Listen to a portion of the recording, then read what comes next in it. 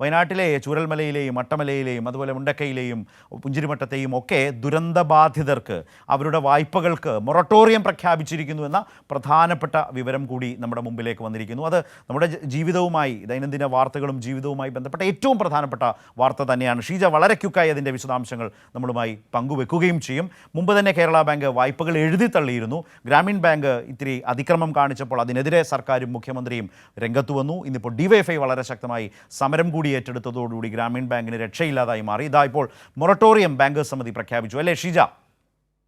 തീർച്ചയായും ശരത്ത്, ഏതായാലും ഇപ്പോൾ ഒരു വർഷത്തെ മൊറട്ടോറിയം, അത് കൃഷിക്കും MSME വായ്പകൾക്കുമാണ് മൊറട്ടോറിയം പ്രഖ്യാപിച്ചിരിക്കുന്നത്. മറ്റൊന്ന്, ഈ ദുരന്തത്തിൽ ഇരയായവരുടെ, അതായത് ഗൃഹനാഥൻ അല്ലെങ്കിൽ ഗൃഹനാഥ മരണപ്പെട്ട കുടുംബങ്ങളുടെ പ്രത്യേകമായി കണക്കെടുക്കാൻ തീരുമാനിച്ചിട്ടുണ്ട്. ഈ കുടുംബങ്ങൾ എടുത്ത വായ്പകൾ പൂർണ്ണമായും എഴുതിത്തള്ളണം എന്നുള്ളതാണ് SLBC ആവശ്യപ്പെടുന്നത്. SLBC വ്യക്തമാക്കുന്നത്, SLBCക്ക് അത്തരത്തിലൊരു തീരുമാനമെടുക്കാൻ സാധിക്കില്ല.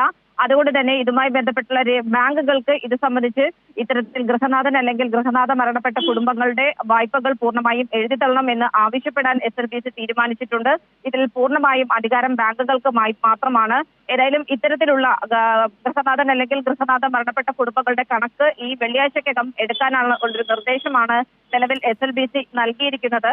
ആ രീതിയിൽ കണക്കെടുത്തതിന് ശേഷം അവരുടെ വായ്പകൾ ആ രീതിയിൽ പരിഗണിക്കാനുള്ളൊരു നിർദ്ദേശമാണ് നൽകിയിട്ടുള്ളത്. മറ്റൊന്ന്, ഈ മൊറട്ടോറിയം പ്രഖ്യാപിച്ചിട്ടുള്ളതാണ്. ഒരു വർഷത്തെ മൊറട്ടോറിയമാണ് പ്രഖ്യാപിച്ചിട്ടുള്ളത്. ഇൻഷുറൻസ് ക്ലെയിമുകളുമായി ബന്ധപ്പെട്ടും കേരള ബാങ്ക് ഇതുമായി ബന്ധപ്പെട്ട എല്ലാ കാര്യങ്ങളും സെറ്റിൽ ചെയ്തിട്ടുണ്ട്. മറ്റുള്ളവർ വേഗത്തിൽ തന്നെ ഇൻഷുറൻസുമായി ബന്ധപ്പെട്ടുള്ള കാര്യങ്ങൾ ക്ലെയിം ചെയ്യുന്ന നടപടി പൂർത്തിയാക്കണം എന്നുള്ളൊരു നിർദ്ദേശം നൽകിയിട്ടുണ്ട്. പലർക്കും രേഖകൾ ഇതുമായി ബന്ധപ്പെട്ടുണ്ടാകില്ല. അതുകൊണ്ട് തന്നെ ബാങ്കുകൾ തന്നെ ഇവർക്ക് രേഖകൾ നൽകി സഹായിക്കണമെന്നും ആവശ്യപ്പെട്ടിട്ടുണ്ട്. മറ്റൊന്ന്, ശരത് സൂചിപ്പിച്ചതുപോലെ ഗ്രാമീൺ ബാങ്ക് EMI പിടിച്ച സംഭവമാണ്. അതിൽ അടിയന്തരമായി തന്നെ SLBC ഇടപെട്ടിരുന്നു. ഇന്നലെ രാത്രി തന്നെ തുക തിരികെ നൽകണം എന്നുള്ളത് ആവശ്യപ്പെട്ടിരുന്നു. ഒരിക്കലും ഉണ്ടാകാൻ പാടില്ലാത്തൊരു നടപടി തന്നെയായിരുന്നു. അതുകൊണ്ട് തന്നെ SLBC യോഗം ഇന്ന് ആരംഭിക്കുന്നതിന് മുന്നോടിയായി ഈ തുക തിരികെ നൽകിയിട്ടുണ്ട് എന്നുള്ള കാര്യം കൂടിയാണ് അവർ വ്യക്തമാക്കിയത്. ശരത്ത്, ഏതൊക്കെ തരം വായ്പകൾ, ആ സ്വഭാവം, അത്തരം കാര്യങ്ങൾ അതിനകത്തുണ്ടോ? അതുപോലെ തന്നെ ഇൻഷുറൻസ് ക്ലെയിമുകൾ കേരള ബാങ്ക് സെറ്റിൽ ചെയ്ത് കഴിഞ്ഞു എന്ന പോലെയുള്ള വിവരങ്ങളും ഷീജയുടെ പക്കലിൽ നിന്ന് തന്നെ വന്നത് ഞാൻ കാണുന്നുണ്ട്. മറ്റുള്ളവരും വേഗത്തിൽ ഇൻഷുറൻസ് ക്ലെയിം ചെയ്യണം എന്ന് SLBC ആവശ്യപ്പെടുന്നുണ്ട്, അല്ലേ? തീർച്ചയായും ശരത്ത്, അതായത് ഈ ഇൻഷുറൻസ് ക്ലെയിമുകൾ ഇതിനകം തന്നെ കേരള ബാങ്ക് എല്ലാ തരത്തിലും സെറ്റിൽ ചെയ്തു കഴിഞ്ഞിട്ടുണ്ട്. പ്രത്യേകിച്ചും അവർ ബാങ്ക് വായ്പകൾ അടക്കം എഴുതി തള്ളിയ ഒരു സാഹചര്യമുണ്ട്. അതുകൊണ്ട് മറ്റ് ബാങ്കുകളും വേഗം തന്നെ ഇൻഷുറൻസ് ക്ലെയിമിന്റെ കാര്യത്തിൽ നടപടി പൂർത്തിയാക്കാനുള്ള നിർദ്ദേശമാണ് നൽകിയിട്ടുള്ളത്. ഞാൻ സൂചിപ്പിച്ചതുപോലെ തന്നെ പലർക്കും ആരുടെ പക്കലും രേഖകൾ ഒന്നും തന്നെ ഇല്ലാത്തൊരു സാഹചര്യമാണ്. അതുകൊണ്ട് ബാങ്കുകൾ തന്നെ ഇതുമായി ബന്ധപ്പെട്ടുള്ള രേഖകൾ അവർക്ക് നൽകി സഹായിക്കണം എന്നുള്ളൊരു നിർദ്ദേശമാണ് SLBC മുന്നോട്ട് വെച്ചിട്ടുള്ളത്. 12 ബാങ്കുകളാണ് ഈ കാര്യം. ഷീജ നോക്കൂ, 12 ബാങ്കുകളാണ് ഈ ദുരന്ത മേഖലയിൽ വായ്പകൾ നൽകിയിട്ടുള്ളത്. അപ്പോൾ ഈ SLBCയുടെ തീരുമാനം ഈ ബാങ്കുകൾക്കൊക്കെ നിർബന്ധമായും പാലിക്കേണ്ടതായി വരില്ലേ? രണ്ടാമത്തെ ഏറ്റവും പ്രധാനപ്പെട്ട കാര്യം, ഇപ്പോൾ കേരളം ഏറ്റവും അധികം വിമർശിക്കുന്ന ബാങ്കാണ് കേരള ഗ്രാമീൺ ബാങ്ക്. അവരാണ് EMI പിടിച്ചത്. സർക്കാർ കൊടുത്ത അടിയന്തര ധനസഹായത്തിൽ നിന്ന് EMI ഒട്ടും മടികൂടാതെ പിടിച്ചു പറിക്കാൻ ശ്രമിച്ച ആ ബാങ്കിനെതിരെയാണ് കേരളം ഇന്ന് സംസാരിച്ചുകൊണ്ടിരിക്കുന്നത്.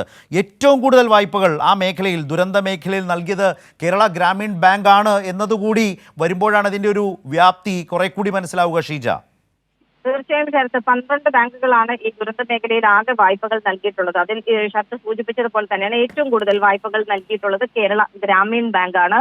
അങ്ങനെ കേരള ഗ്രാമീൺ ബാങ്കിന്റെ വായ്പ ഉൾപ്പെടെ ആകെ ഈ ദുരന്ത മേഖലയിൽ നിന്നും വായ്പ എടുത്തിട്ടുള്ളത് 35.32 കോടിയുടെ വായ്പയാണുള്ളത്. അതിൽ വായ്പ എടുത്തവരുടെ എണ്ണം എന്ന് പറയുന്നത് 3220 പേർ എന്നുള്ളതാണ്. ഇതിൽ തന്നെ കൃഷിക്കായി വായ്പ എടുത്തിട്ടുള്ളവർ 2460 പേരുണ്ട്. അവരുടെ വായ്പയുടെ തുക എന്ന് പറയുന്നത് 19.81 കോടിയാണ്. MSMEയിലായി 245 പേർ, അവരുടെ വായ്പയുടെ തുക 3.3 കോടി രൂപയാണ്. ഏതായാലും ഈ തുകയുടെ കാര്യത്തിൽ ഈ ആദ്യഘട്ടത്തിൽ പറഞ്ഞവരുടെ ഒഴികെയുള്ളവരുടെ പ്രത്യേകമായി ഏത് രീതിയിൽ പരിഗണിക്കണം എന്നുള്ളതും സംസ്ഥാനതല ബാങ്കേഴ്സ് സമിതി പരിശോധിച്ചു എന്നുള്ളതാണ് കൺവീനർ വ്യക്തമാക്കുന്നത്. പക്ഷേ എല്ലാം ഒറ്റഘട്ടത്തിലായി എഴുതിത്തള്ളുന്ന കാര്യം ശുപാർശ ചെയ്യാൻ സാധിക്കാത്തൊരു സാഹചര്യത്തിലാണ് മൊറട്ടോറിയം പ്രഖ്യാപിച്ചിരിക്കുന്നത്. ആദ്യത്തെ ഒരു വർഷത്തെ മൊറട്ടോറിയത്തിന്റെ ഒരു കാലയളവിൽ തന്നെ അവരുടെ സാഹചര്യം പരിശോധിച്ച് ആവശ്യമായ നടപടി, മുഖ്യമന്ത്രിയുടെ നിർദ്ദേശപ്രകാരം തന്നെ ആവശ്യമായ നടപടി അവരുടെ കാര്യത്തിലും കൈക്കൊള്ളുക. അതായത് മുഖ്യമന്ത്രി, ഷീജ ഒരു കാര്യം കൂടി, മുഖ്യമന്ത്രി അടിയന്തരമായി മൊറട്ടോറിയം പ്രഖ്യാപിക്കണം എന്നാവശ്യപ്പെട്ടിരുന്നു. അതിൻ്റെ കൂടി അടിസ്ഥാനത്തിൽ ഇപ്പോൾ ബാങ്കേഴ്സ് സംസ്ഥാനതല സമിതി ഒരു വർഷത്തേക്ക് മൊറട്ടോറിയം എന്ന ഒരു തീരുമാനം അംഗീകരിക്കുന്നു. അതുപോലെ ഇൻഷുറൻസ് തുക വേഗത്തിൽ നൽകണം. കേരള ബാങ്ക് വളരെ മാതൃകാപരമായി മുന്നിട്ട് പ്രവർത്തിക്കുന്നു. ആ നിലയിൽ ഇൻഷുറൻസും നേരത്തെ വായ്പ തന്നെ എഴുതി തള്ളി കേരള ബാങ്ക്.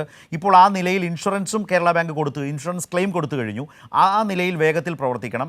അവിടെ ഏറ്റവും കൂടുതൽ ഗ്രാമീൺ ബാങ്കുകളാണ് വായ്പ കൊടുത്തിട്ടുള്ളത്. അവരും ആ നിലയ്ക്ക് നിന്ന് പ്രവർത്തിക്കേണ്ടതായിട്ട് വരും. അങ്ങനെ കുറേയേറെ വ്യക്തമായ നിർദ്ദേശങ്ങൾ ഈ ദുരന്തബാധിതർക്ക് ഒരു വലിയ താൽക്കാലിക ആശ്വാസമാകും വിധം വരുന്നുവെന്നല്ലേ? തീർച്ചയായും ശരത്ത്, അതിലൊരു സംശയവുമില്ല. വലിയ തോതിലുള്ളൊരു ആശ്വാസം തന്നെയാണ് ദുരന്ത ബാധിതർക്ക് ഈ ഒരു വിഷയത്തിൽ ഉണ്ടാകാൻ പോകുന്നത്. പ്രത്യേകിച്ചും അവരുടെ വായ്പകളിൽ ഈ ഏതൊക്കെ കുടുംബങ്ങളിലാണോ ഗൃഹനാഥൻ അല്ലെങ്കിൽ ഗൃഹനാഥ മരണപ്പെട്ടിരിക്കുന്നത് അവർക്ക് വലിയ തോതിൽ അത് എഴുതിത്തള്ളാനുള്ള തീരുമാനവും മറ്റുള്ളവരുടെ കാര്യത്തിലും മൊറട്ടോറിയം പ്രഖ്യാപിച്ചിട്ടുണ്ട്. അതുകൊണ്ട് അവർക്കും അവരുടെ കാര്യത്തിലും സമാനമായ രീതിയിലുള്ള പരിഗണനകൾ ഉണ്ടാകും എന്ന് തന്നെയാണ് SLBC വ്യക്തമാക്കുന്നത്. ശരി, ഷീജയാണ് വളരെ പ്രധാനപ്പെട്ട ഈ വിവരങ്ങൾ നൽകിയത്. വളരെ ആശ്വാസകരമായിട്ടുള്ള ഒരു കാര്യം തന്നെയാണ്. വായ്പകൾക്ക് മൊറട്ടോറിയം, ഒരു വർഷത്തേക്കുള്ള മൊറട്ടോറിയം മുഖ്യമന്ത്രിയുടെ നിർദ്ദേശത്തെ തുടർന്നാണ് ബാങ്കുകളുടെ കൂട്ടായ്മ അത്തരമൊരു തീരുമാനം. 12 ബാങ്കുകൾ അവിടെ വായ്പ അനുവദിച്ചിട്ടുണ്ട്. ഗ്രാമീൺ ബാങ്കാണ് ഏറ്റവും അധികം വായ്പകൾ നൽകിയിട്ടുള്ളത്.